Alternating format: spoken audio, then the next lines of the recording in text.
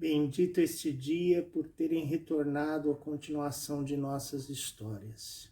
Então vamos lá.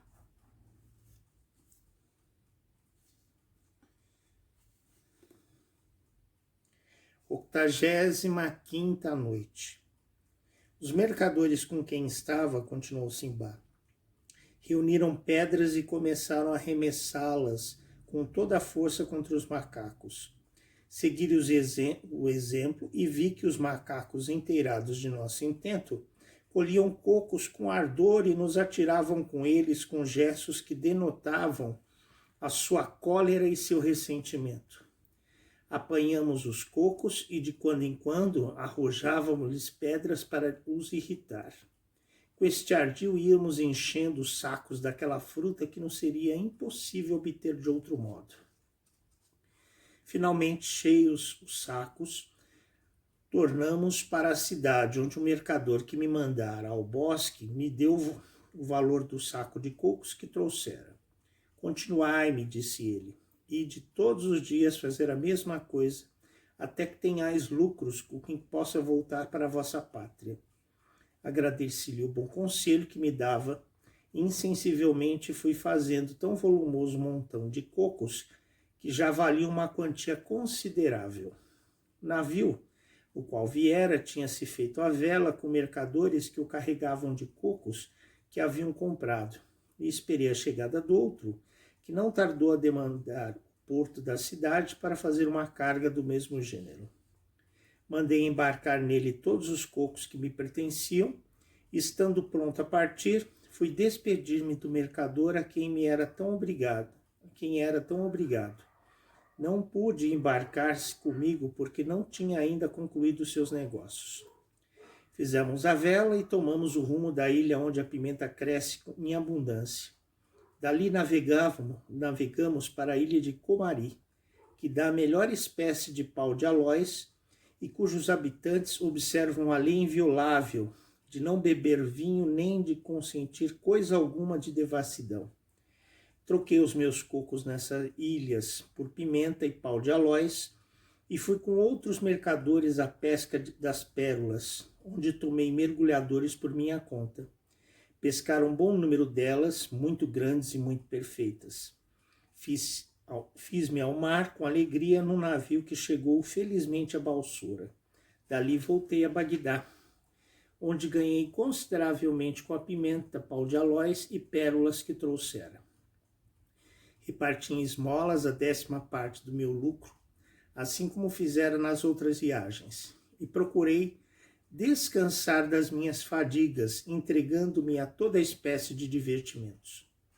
Proferida essas palavras, mandou Simbar dar 100 sequins a Rimbad, que se retirou com todos os mais convidados. Achou-se no dia seguinte a mesma companhia em casa do rico Simba, que depois de a ter regalado como nos dias precedentes, pediu audiência e fez a narração da sua 6ª viagem, do modo por que vou relatar-vos. 6ª viagem de Simba, marinho.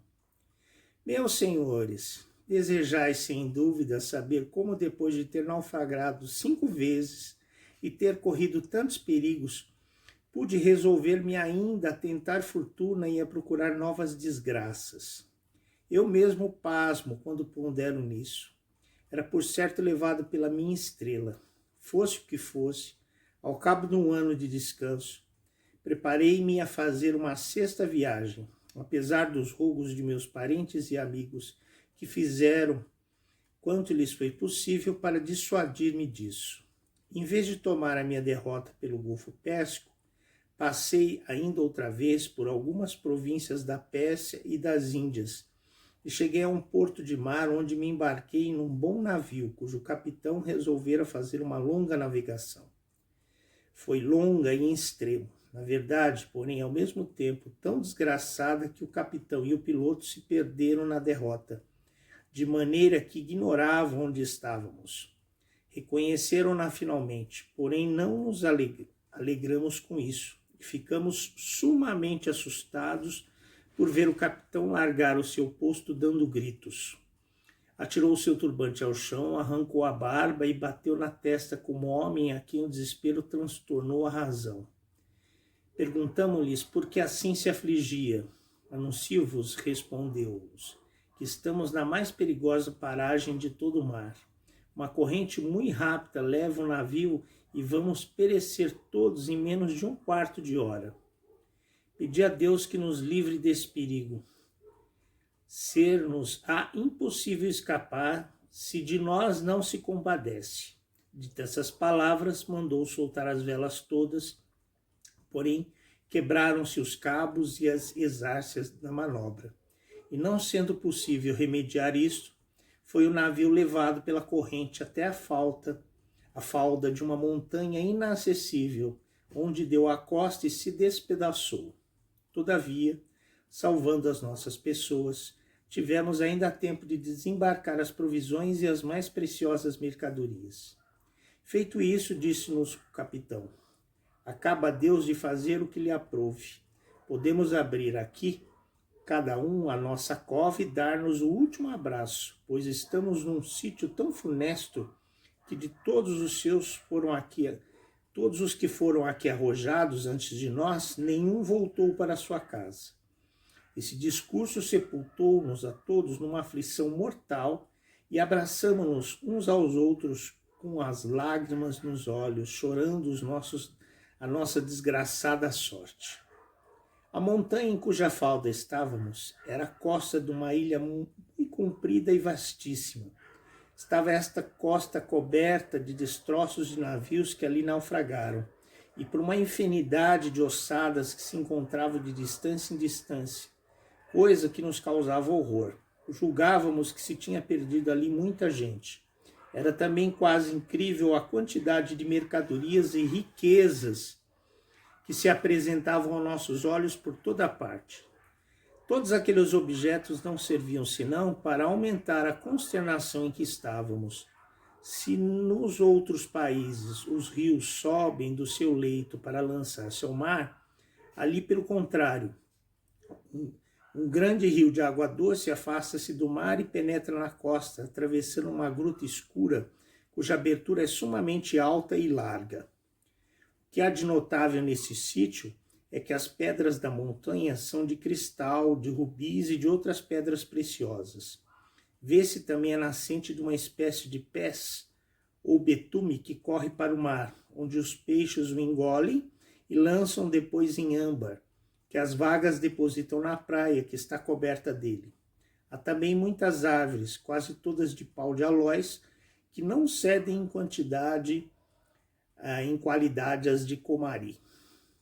A tão sinistro lugar podia chamar-se um sorvedouro, visto que coisa nele caída jamais de lá saiu, e não é possível que os navios possam afastar-se dele uma vez que se aproximaram a uma certa distância. Se lá são levados pelo vento do mar, o vento e a corrente os perdem, e se ali se encontram quando o vento sopra da terra, o que poderia ajudá-los a afastar-se à altura da montanha, o embaça e causa uma calmaria que deixa obrar a corrente, a qual os leva contra a costa onde se despedaçam como o nosso. Para maior desgraça, não é possível subir ao cume da montanha e salvar-se por vereda alguma. Ficamos na praia como pessoas que perderam o juízo e esperávamos a morte de dia para dia. Tínhamos ao princípio repartido os nossos mantimentos em porções iguais. Assim cada um viveu mais ou menos tempo que os outros, segundo o seu temperamento e o uso que fez das suas provisões. Como Sherazade. Cessou Sherazade de falar, vendo que o dia principiava a aparecer. No dia seguinte, continuou desta sorte a narração da 6ª viagem de Simbá. Não tem jeito esse Simbá, né? Sempre buscando aventuras. Será que ele se salvará desta vez, desta aventura tão perigosa? Veremos na continuação amanhã. Agradeço muito a todos vocês. Alabei.